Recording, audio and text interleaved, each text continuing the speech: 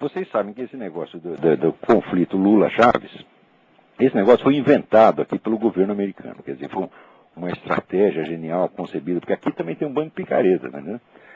E sobretudo cercando o governo e dando pareceres técnicos, como esse senhor Kenneth Maxwell, né? O pessoal do CFR, está cheio de gênios iluminados. Ganha uma nota preta, então, para dar palpite errado, né? O máximo palpiteiro errado, o máximo que eu conheço, foi o tal do Hans Morgenthau. Quer dizer, esse não acertou nunca uma. E ele criou uma escola de pensamento de relações internacionais que manda aqui até hoje. Que acreditava que o sujeito agente do processo político internacional são os Estados, sempre os Estados, né? Então, uma entidade como o Movimento Comunista Internacional não existe. Só existia, assim, a União Soviética. Quando a gente lê aqui, vamos dizer, a polêmica anticomunista dos anos 50, a gente vê que era toda centrada no fato de que o movimento comunista era um braço da União Soviética. Então, é por isso que eles não entenderam. Na hora que acabou a União Soviética, eles acharam que o movimento comunista ia acabar automaticamente. Não, o movimento comunista não tem nada a ver com a União Soviética, ele transcende a União Soviética, ele criou a União Soviética e pode sobreviver. Ele já existia mais de 50 anos antes dela, ele a criou e ele sobrevive à morte dela.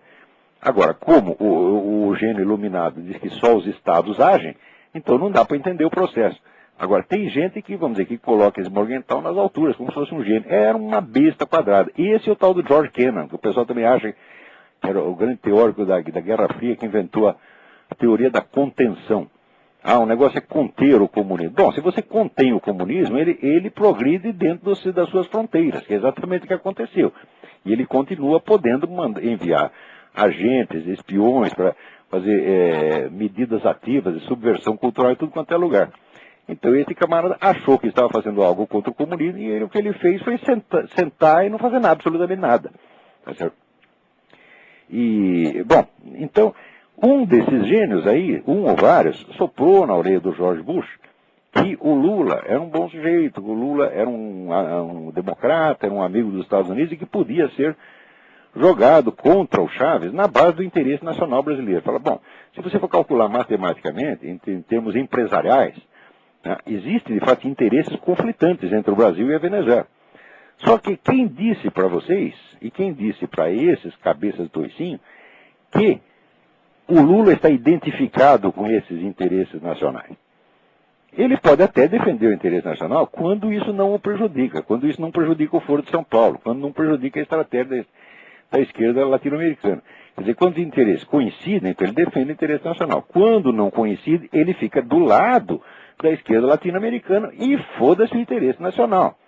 Ademais, existe sempre aquele negócio, com a Farc não se brinca. O Lula tem um compromisso assinado com as Farc, o compromisso de se opor a todo mundo que combata as Farc, que ele qualificou todo combate às Farc é chamado de terrorismo de Estado. Tá certo? Ele assinou um papel dizendo isso. Depois disso, ele não pode voltar atrás. Porque tem uma turminha do Partido Socialista lá na Colômbia que apoiou a Farc durante um tempo. Depois voltaram atrás. A Farc matou toda a liderança do partido da mesma noite. Então, vocês já ouviram aquele negócio mineiro. Quem tem cu tem medo. E o Lula, vamos dizer, certamente, ele gosta muito mais da sua própria pessoa, tá certo? Do que dos interesses nacionais. Então, não é uma questão do que o Lula pensa ou deixa de pensar, é o do que ele pode materialmente e do que ele não pode. Então ele não pode pisar no calo das Farc. Você vê que ele está entregando o país ao banditismo, ao narcotráfico, para não pisar no calo das Farc. Tanto medo das Farc que o homem tem. Então como é que um analista internacional, um planejador estratégico, não leva isso em conta? Não leva porque é uma besta quadrada, ou então porque foi comprado pelo Hugo Chávez. Né? Estava falando esse negócio de Lula Chaves, isso aí foi uma ideia idiota que meteram na cabeça do George Bush. E note bem, ele está no fim do segundo mandato, ele está queimado com a opinião pública, ele quer... O que ele quer fazer? Ele quer resolver problema de longo prazo? Não, problema de longo prazo ele já tem na área lá do Oriente Médio, então ele já está fazendo, e eu acho que está fazendo o melhor que pode lá. Agora, na América Latina não, ele quer mostrar serviço, varrer a poeira para baixo do tapete, né, e sair da presidência deixando a impressão de que ele fez alguma coisa. Então, está fazendo essa maquiagem de jogar o Lula contra o Chaves, na base do negócio do etanol, essa coisa toda, e volta, ele sai, faz essa viagem, e volta para casa dizendo, tá vendo, joguei um contra o outro, eu sou espertalhão.